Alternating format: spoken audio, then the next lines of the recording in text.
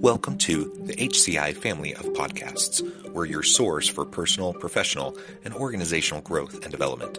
We share our own original research, explore industry trends, and interview executives and thought leaders from across the globe. Join us for practitioner-oriented content around all things leadership, HR, talent management, organizational development, and change management.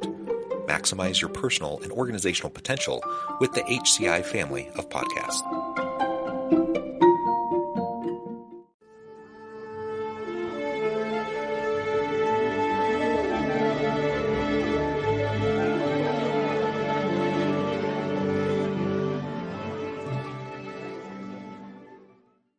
Tim Vandehey, welcome to the conversation today. John, thank you. Glad to be here. It is a pleasure to be with you. I believe you're local here in Utah. Is that correct?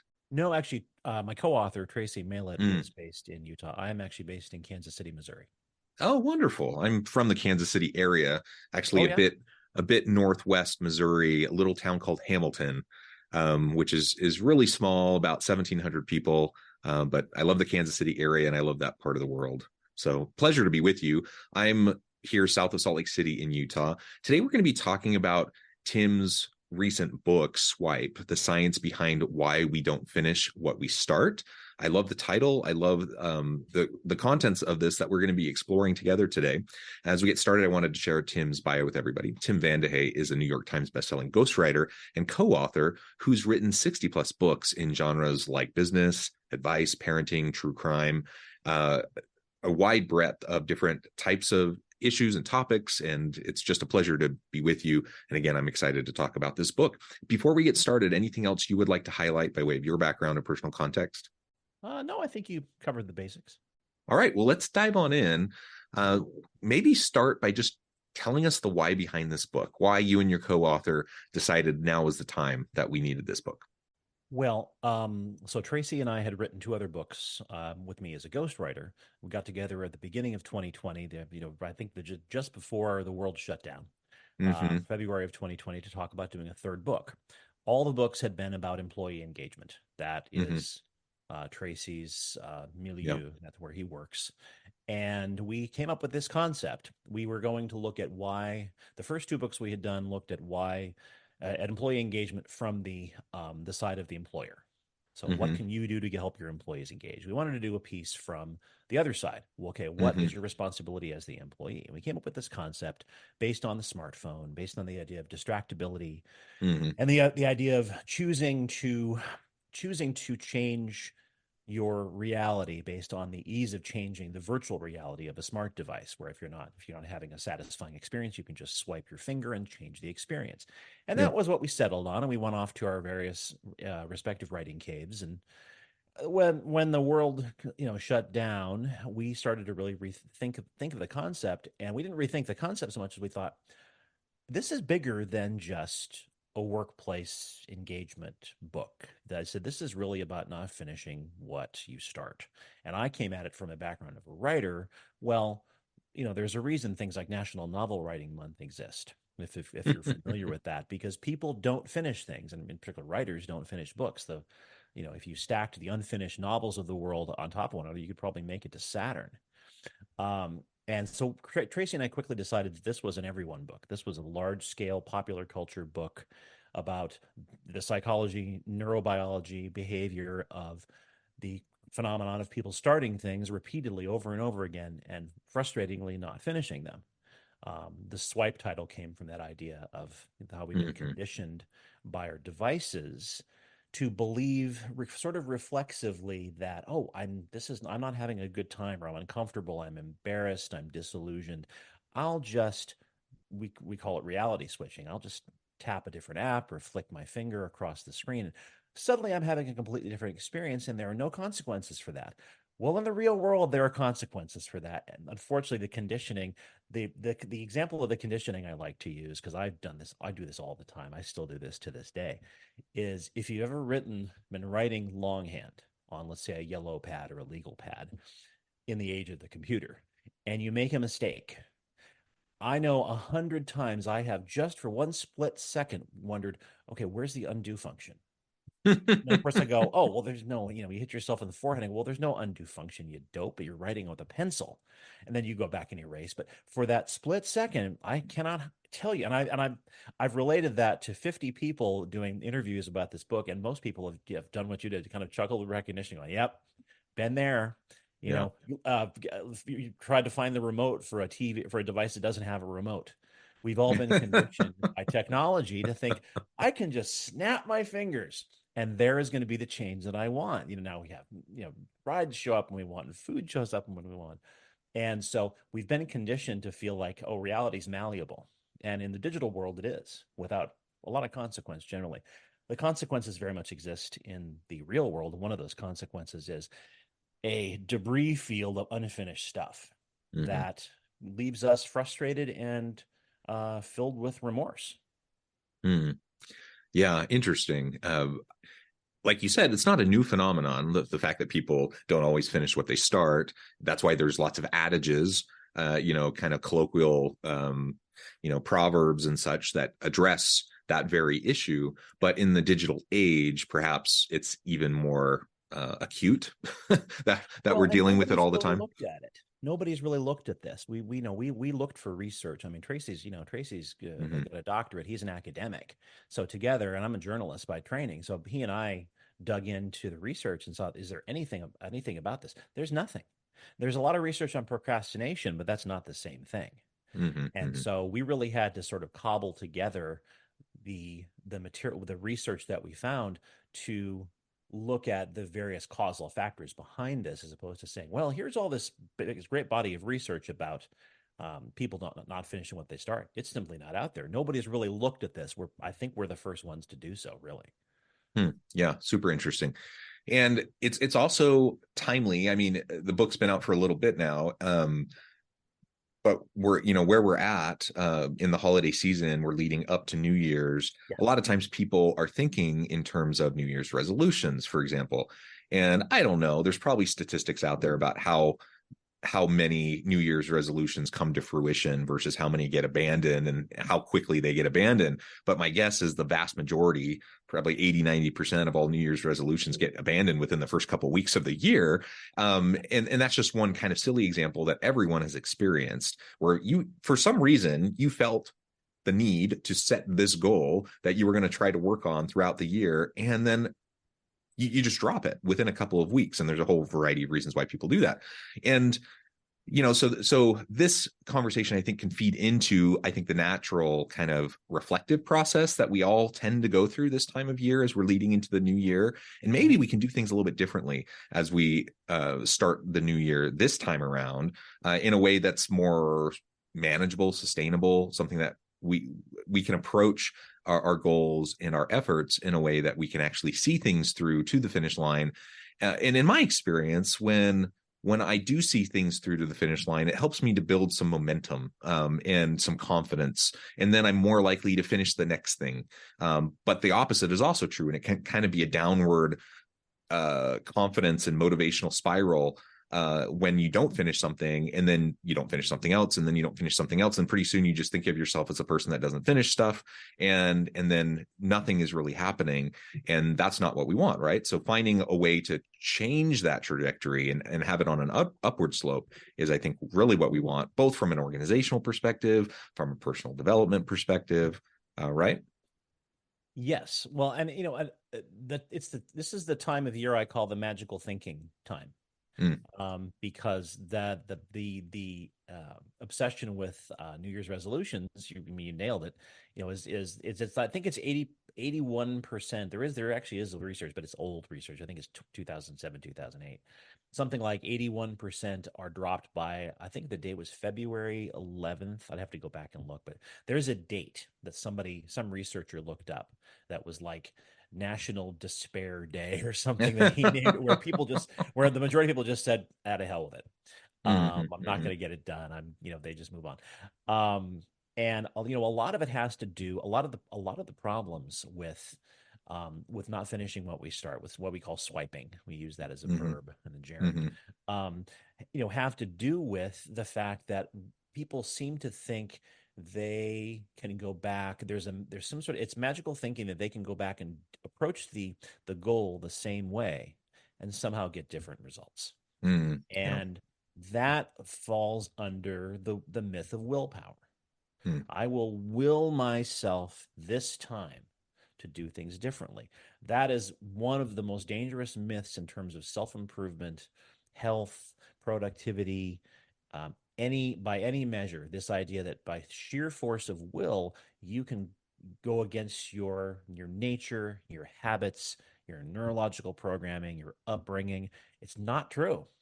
I mean, the people who are successful, who have failed in the past and then get things done, change the game, and they get things done in the future that achieve the goal they might have tried to achieve 2 or 3 times before. They don't approach it the same way.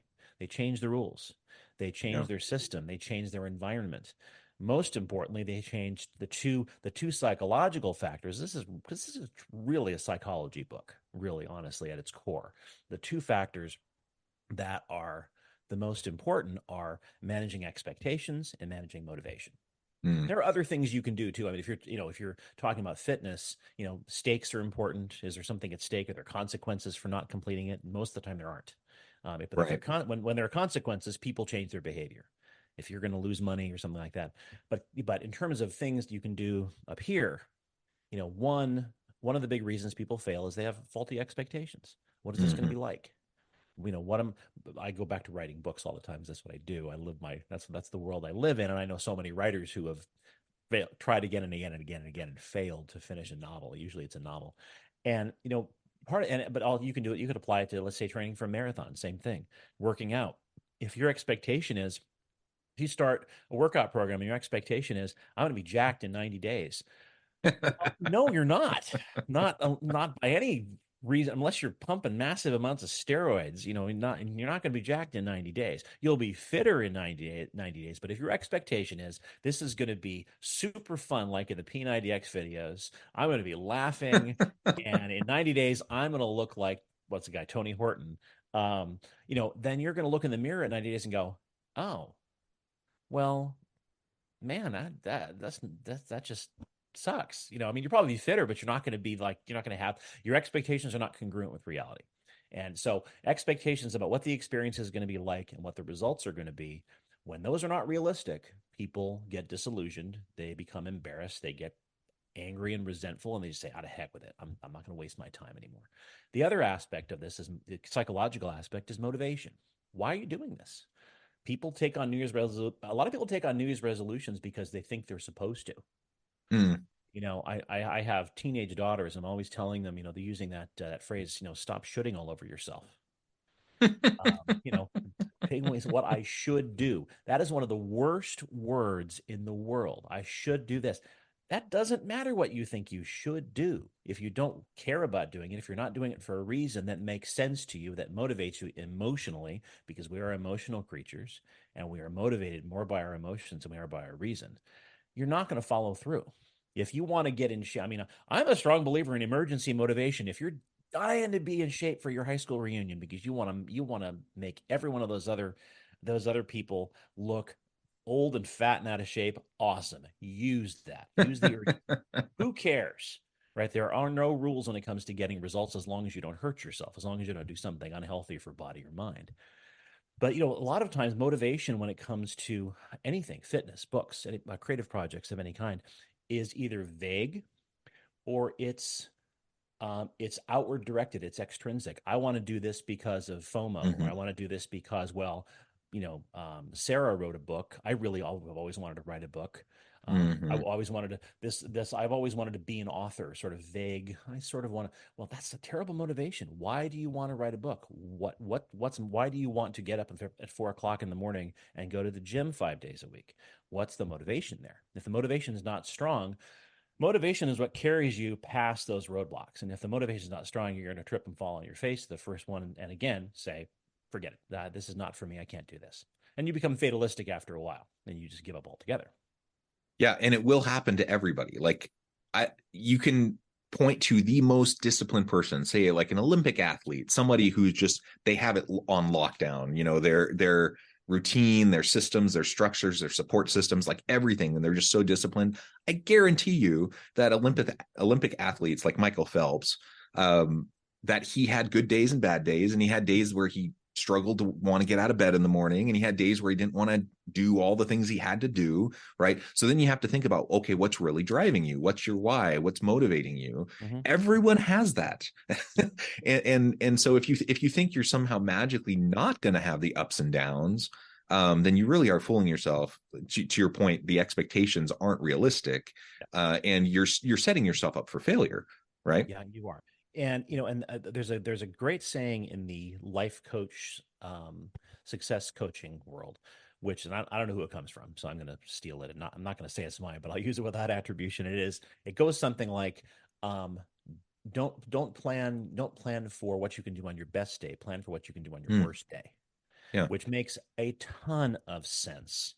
I mean, that's what I do for productivity when it comes to writing, for what, you know, how are you going to handle those days when you either don't want to show up, or when you do show up and you suck?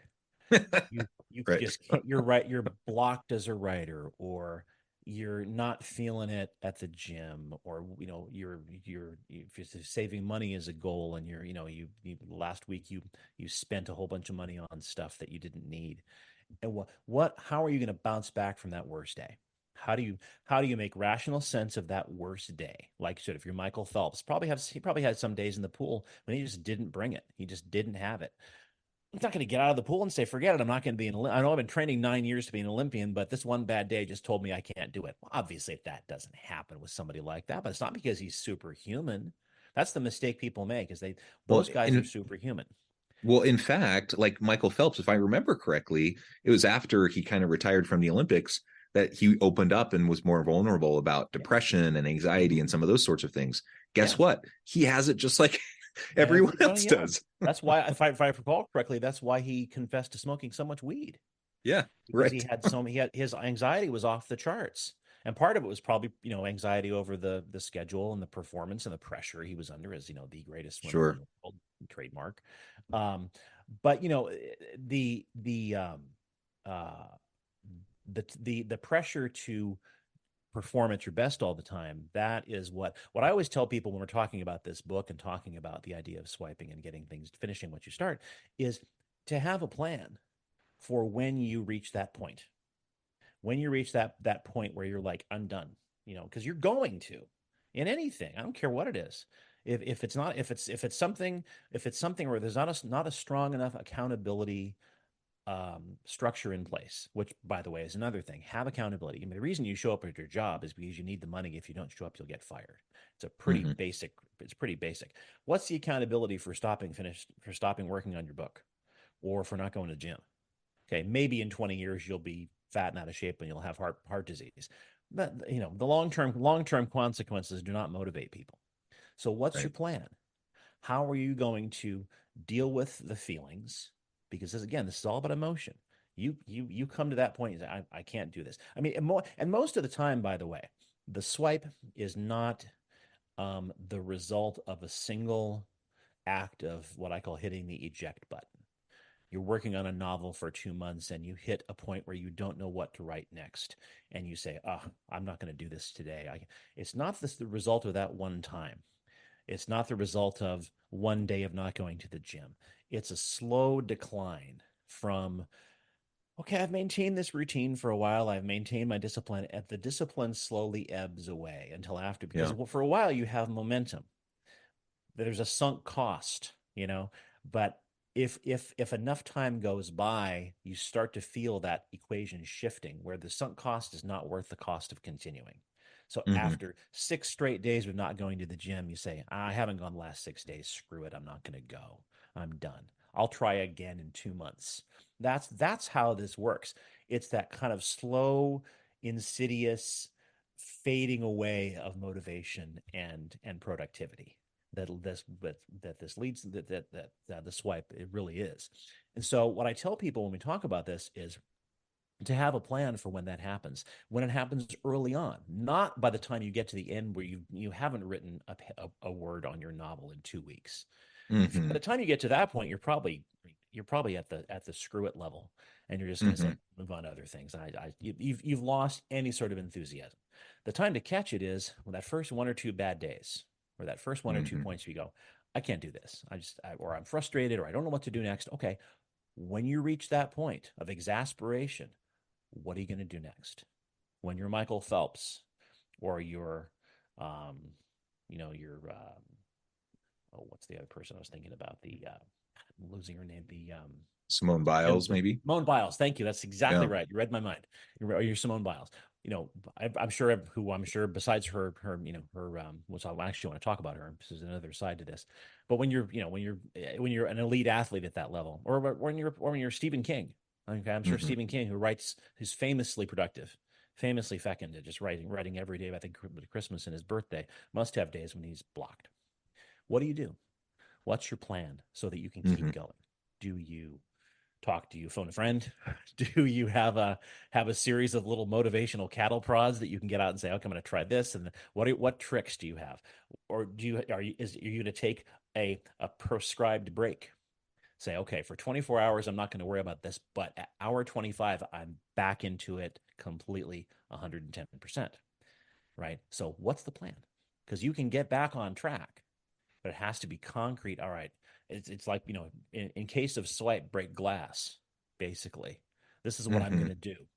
Mm-hmm. So, that's part of what makes it so common is it's that slow fade. You don't really realize it until you haven't done what you intended to do for 2 weeks, and you just think, screw it, move on. I'm moving on other things. The enthusiasm's gone. So Yeah. don't make it dependent on enthusiasm. Make it dependent on structure. Make it dependent on motivation, etc. Yeah. Well, and you just shared, some top tier athlete examples. But I can think of similar examples with kind of everyday people or with like artistic people. I think everyone can be creative and artistic, by the way, but I'm thinking of particularly like a local artist who lives just within 20 minutes of where I live. And I went to a talk that he did a few years ago, and he's famously productive. Like he's just constantly producing, and he's had lots of critical success, a lot of commercial success, and he's just famously productive, and he's just constantly putting out stuff. And people are like how do you do that? How do you get motivated? How do you find the inspiration? And he's like, look, sometimes I'm inspired, sometimes I'm not, but he has like a system in place. He has structure in place. He holds himself accountable. He makes sure that he's just doing it every day, even if he's not feeling it, even if he's not feeling the inspiration, even if it turns out to be garbage. Like he just does it, and he just does it consistently every day. And that's what I see these famous athletes doing. That's what I see, the most productive people that I just see in the workplace. That's what I see them doing. They just show up and they just do the work. They just do it. And sometimes it's great and sometimes it's not so great. But they're always showing up. And showing up, I guess, is really half the battle. It really is. If you go back to athletes, you talk about athletes in team sports, let's say. I'm a huge baseball fan, so I always focus on baseball. But you'll hear all the time about the top athletes, and this goes back to Larry Bird and Magic Johnson, Mm-hmm.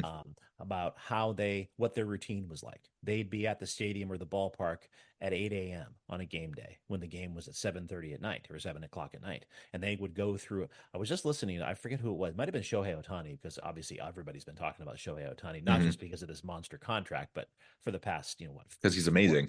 4 months. It's crazy contract.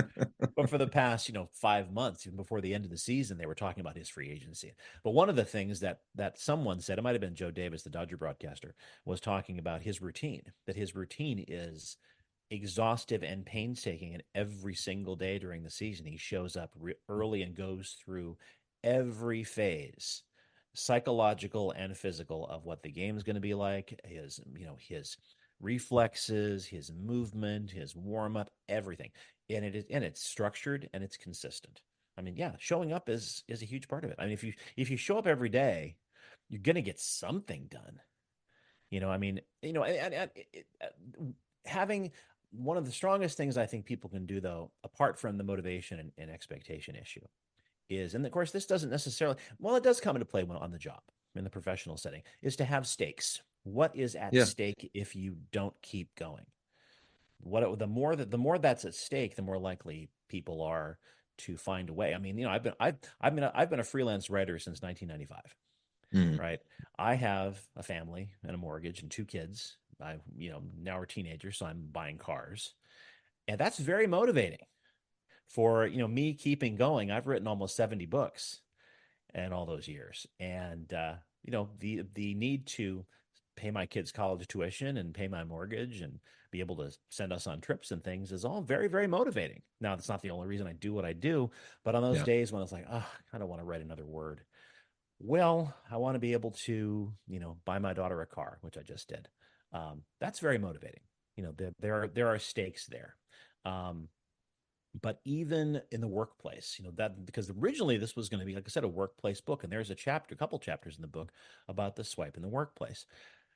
There are stakes inherent in a job situation. If you don't show up and you don't perform, you'll get fired, and you Hmm. won't be able to keep your a roof over your head or pay your car payment. Yeah. That doesn't stop people from checking out and disengaging. So, the swipe comes into play in the workplace as well, because stakes alone and accountability alone are not enough to get people to really. It might keep you going, it might get you moving forward, but moving forward with what sort of quality and dedication? Yeah. Just, it's one thing to finish a book. It's another thing to finish a book that's good. I mean, you might Right. just say, well, I've got to turn out 50,000 words. Well, I don't care if they're crap. That's National Novel Writing Month, right? The idea is to Hmm. finish a 50,000 word manuscript. Quality is not an issue. Well, Hmm. if you're on the job, quality is an issue. So Hmm. finding these other ways to finish what you start on the job, very different dynamics, but the underlying mechanics are the same. They Yeah. really are. It's about, what am I expecting from my position? We got into we in the book we got into the aspects um, of not swiping in the job through a mnemonic that Tracy came up with, which is magic, which is meaning, autonomy, growth, impact, and connection. Right? Those five elements help people stay engaged and I love finish it. what they start in work. Meaning, well, obviously, if is there meaning attached to the work? Autonomy, are you self-directed? You have the power to sort of determine your own path, or somebody telling, constantly pulling your strings. Growth, fairly straightforward. Do you have an opportunity to grow professionally, grow in terms of your skill set, and so on? Impact is the work making an impact in the world. And then connection, are you part of a tribe? Are you part of a group of people who care about each other, have each other's back, and so on? And so, all of those things being in place is what really helps people get past this desire to swipe at the workplace, which just shows you that it's not just about accountability and stakes. You have to have those, generally speaking. I mean, there are some people who are inhumanly motivated, but even those, even when the stakes are immaterial, they're non-tangible.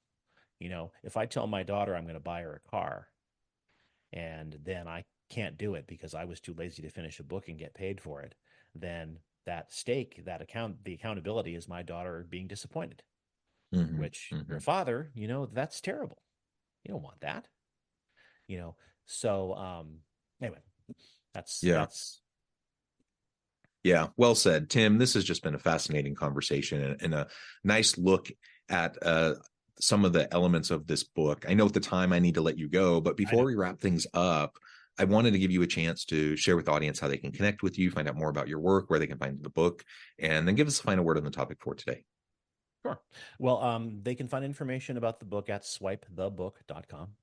Um, there's some information about me and Tracy, and some information about the book, some of the press coverage and reviews and things we've gotten, and so on. If you want to find out about me personally, I'm not sure why they would, but okay, I'm a fascinating guy. Um, they can go to timvandehey.com, which is my website for my ghostwriting career. Currently under reconstruction, but the old one is still there, so I'm just building a new one very, very Mhm. slowly. Um, the little bit I'd like to leave you with is something important. I referenced Simone Biles. You helped me. You helped me reference Simone Biles. We get this question a lot, and when it comes to the sort of bailing out, hitting the eject button idea behind the swipe, and that it's that there is another mechanism at work here potentially called tapping out, what we call tapping out. Tapping out is when you choose. The swipe is a reflex. The swipe is a reaction to discomfort or embarrassment or disillusionment. Mm-hmm. You say, Mm-hmm. I can't, I'm going to quit. Tapping out is conscious and intentional. That's what Simone Biles did at the Olympics in 2020 when she chose not to compete in the team gold because she had what she called the twisties, losing sense Mm-hmm. of space, sense of her position in space, which for a Mm-hmm. gymnast can be very, very dangerous. Yeah. So she made a conscious decision to walk away from that situation. That is what we call a tap out. That is, I'm going to walk away because this is the situation is not good for me. Walking away is in my best interest. It's affirmative. It's not a reflex. The swipe is very much a reflex, and the swipe is usually met with regret. When we stop Mm-hmm. something, I mean, how many people have looked back after quitting a workout program and said, I've done this. If I just kept working out for the last 2 months, I'd be so much more ripped by now. I'd be in so much better shape by now. If only I hadn't quit. After a tap out, people generally feel empowered because they made a decision that was in their own best interest, sometimes against the resistance of others who didn't want them to do it. So it's important to draw that distinction because we've been asked about things like bad relationships and things like that. So tapping out is a very positive move. Yeah, thank you for that distinction because that is very, very important. Tim, it has just been a pleasure. I encourage the audience to reach out, get connected, find out more about what Tim can do for you. Check out the book. And as always, I hope everyone can stay healthy and safe, that you can find meaning and purpose at work each and every day. And I hope you all have a great week.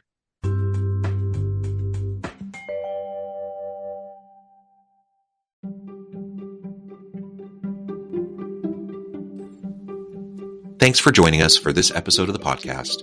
We hope you stay healthy and safe, and please join us again soon.